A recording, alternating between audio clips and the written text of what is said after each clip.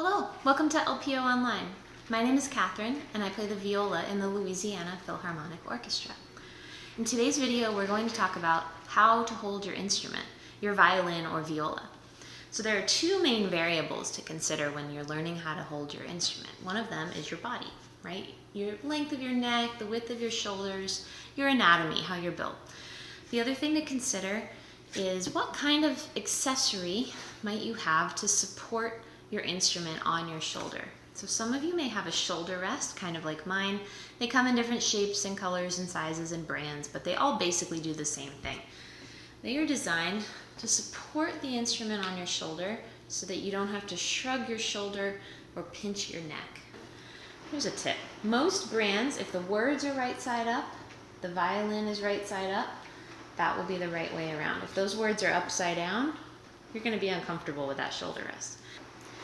You're going to hook those feet on one side of the instrument, and then don't just pull it straight across and try to get those feet to reach the other side. They're not going to quite reach. You can see mine here don't quite reach.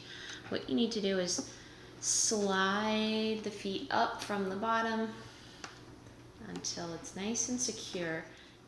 Now, what if you don't have a shoulder rest? Well, a lot of instruments, a lot of student instruments come with a sponge.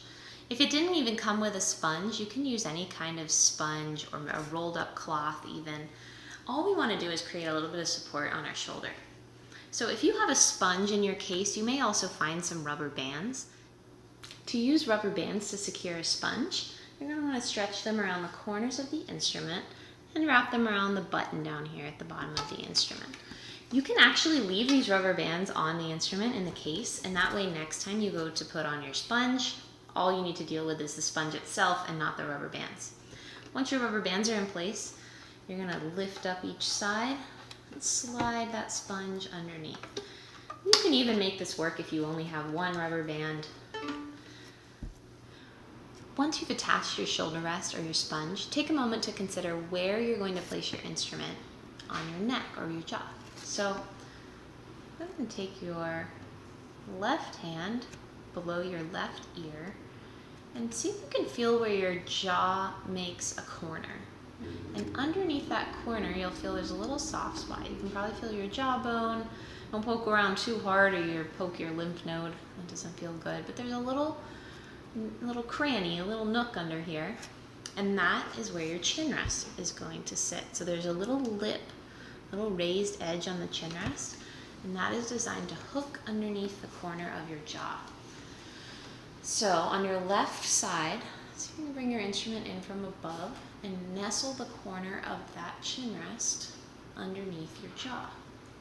We want to support the instrument with our shoulder, our collarbone, and our jaw, and not be holding it up with our hand. At first, when you're practicing, it may seem easy to hold the instrument up with your hand, but someday you're going to want to learn things like shifting and vibrato, and the more free your left hand can be, the faster you'll learn those things. Here's a little test to see if you're holding your instrument properly. Now, if this is new to you, please do this over a couch or over the bed, or even ask a parent or a sibling to spot you to help make sure you don't drop your instrument. If you can find that space, nestle the instrument in.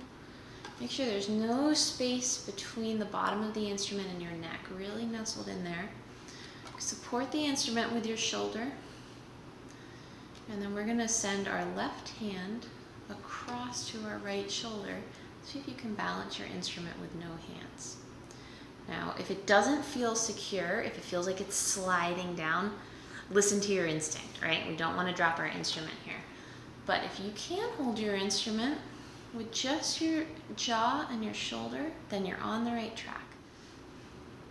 If you're practicing standing up, make sure your feet are hip width apart, that your knees have a slight bend in them, that they're not locked, and that you're standing nice and tall.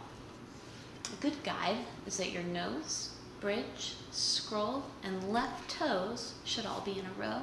If you are seated, it's a good idea to scoot to the edge of your chair so your feet are flat on the floor and you're sitting up as tall as you can be. This way you're going to support your instrument coming straight out from your nose to the scroll. If your instrument is slouching down like this, it's going to be more difficult to play. So the better your posture, the quicker you can learn. Thanks for tuning in to LPO Online. Remember, you can always check out our website, lpomusic.com, for more videos and performances.